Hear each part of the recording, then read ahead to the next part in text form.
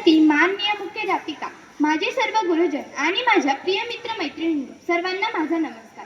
आज मी आपल्या समोर एका महान विभूतीविषयी बोलणार आहे, ज्यांना संपूर्ण भारतात हिंद दी चादर या नावाने ओळखतात. ते म्हणजे शीख धर्माचे 9वे गुरु, गुरु तेग बहादूर. मित्रांनो, हिंद दी चादर याचा अर्थ असा की हिंदुस्थानाचे रक्षण करणारी ही चादर.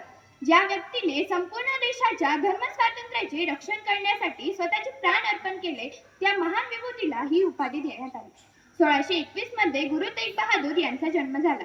त्यांचे वडील होते गुरु हरगोविंद. लहानपणापासून त्यांच्यात संयम, पराक्रम आणि आध्यात्मिकता यांचे सुंदर मिश्रण होते. ते एक शूर योद्धे होते आणि ते समाजहिताचा विचार करणारे एक महान संतही होते. त्या काळात भारतात औरंगजेबाचे राज्य होते.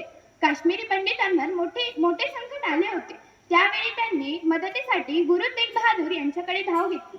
गुरुजींनी सांगितले की धर्म हा प्रत्येकाचा वैयक्तिक अधिकार आहे. तो कोणावरही जबरदस्तीने लादला जाऊ शकत नाही.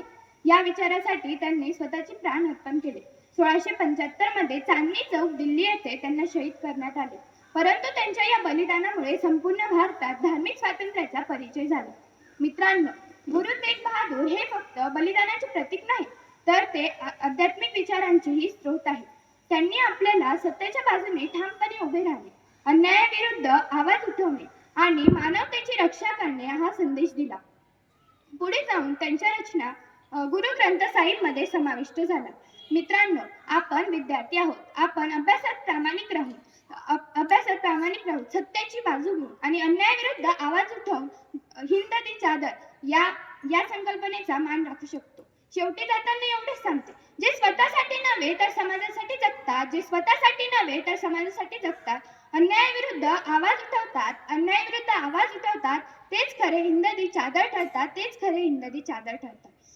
यांच्या बलिदानातून प्रेरणा घेऊन चला तर मग आपण मानवतेची रक्षा करण्याचा संकल्प करूया. धन्यवाद. वाहेगुरु जी का खालसा, वाहेगुरु जी की फतेह. वाहेगुरु जी का खालसा, वाहेगुरु जी की फतेह.